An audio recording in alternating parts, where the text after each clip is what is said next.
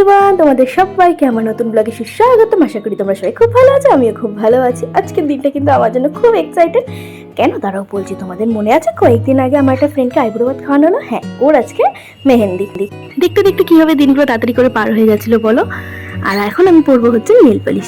চলো আমি আগে নেল পালিশটা একটু পরে নিই। আর এই নেল পালিশটা হচ্ছে আমার আজকের আউটফিটের সাথে তো যাবে, বাট কালকের জন্য একদম পারফেক্ট এটা। আর যেহেতু টাইম পাবো না, জন্য আজকেই পরে নিলাম।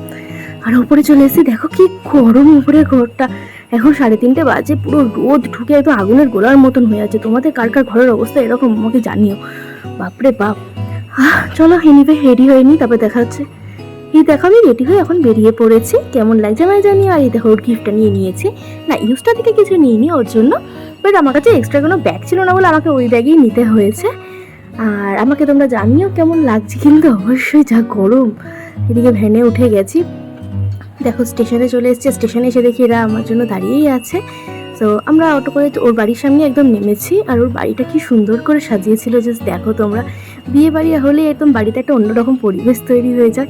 আর এসে দেখি মহারানী তখনও মেহেন্দি পড়া শেষ হয়নি, সে এখনও মেহেন্দি পড়েই যাচ্ছিল। আর এটা হচ্ছে দিদির মেয়ে, খুব কিউট ছিল।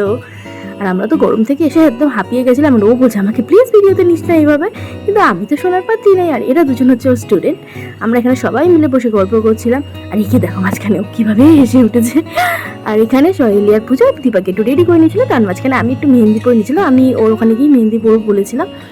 তোমরা জানিয়ে কিন্তু অবশ্যই আমার মেহেন্দিটা কেমন হয়েছে। আর এদিকে কাকিমা আমাদেরকে একটু বিকালে টিফিন দিয়েছিল, আর আমাকে বলছিল এইভাবে খেতে কোনো মানে হয় তোমরা বলো। তারপরে আমরা এখানে একটু সবাই মিলে ওর মেহেন্দি দিন একটু ডান্স করছিলাম। জাস্ট ঘরোয়াভাবেই সব কিছু হচ্ছিলো, কিন্তু ভীষণ মজা হয়েছে। এটা হচ্ছে ওর দিদির মেয়ের ডান্স পারফরমেন্সটা। ও ভীষণ সুন্দর ডান্স করে আর বড্ড কিউট, তো এক্সপ্রেশনগুলো এত ভালো লাগছিল কি বলবো। আর এটা হচ্ছে ওর দিদি আর একটা ফ্রেন্ড। তো সবাই মিলে এখানে ডান্স করছিলাম। ও মাঝখানে একটু ইমোশনাল হয়েই যাচ্ছিল, কেননা বিয়ে আর চলে যাবে কদিন পরেই। তারপরে তো দেখো সানাই আসার পরে আমরা তো এরকম উত্তাল নাচানাচি শুরু করে দিয়েছিলাম। আর ও সত্যি বলতে ওর বিয়ে নিয়ে খুবই এক্সাইটেড। কেন হবে না বলো, এতগুলো বছরের সম্পর্ক অবশেষে পূর্ণতা তো পাচ্ছে না, তো এক্সাইটমেন্ট তো থাকবেই। আর আমরা তো এরকম পাগলের মতো নাচানাচি করে যাচ্ছিলাম। আমাদের কিন্তু এই গরমে নাচানাচিতে কেউ আটকাতে পারে না।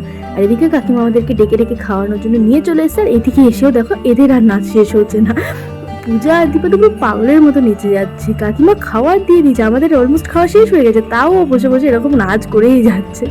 আর আমার যেহেতু হাতে মেহেন্দি ছিল, তো সেই কারণে আমাকে সোলাঙ্কি একটু খাইয়েও দিচ্ছিল। অবশেষে দেখো বাড়ি আসলাম, একটু ফ্রেশ হলাম, কি আরাম লাগছে।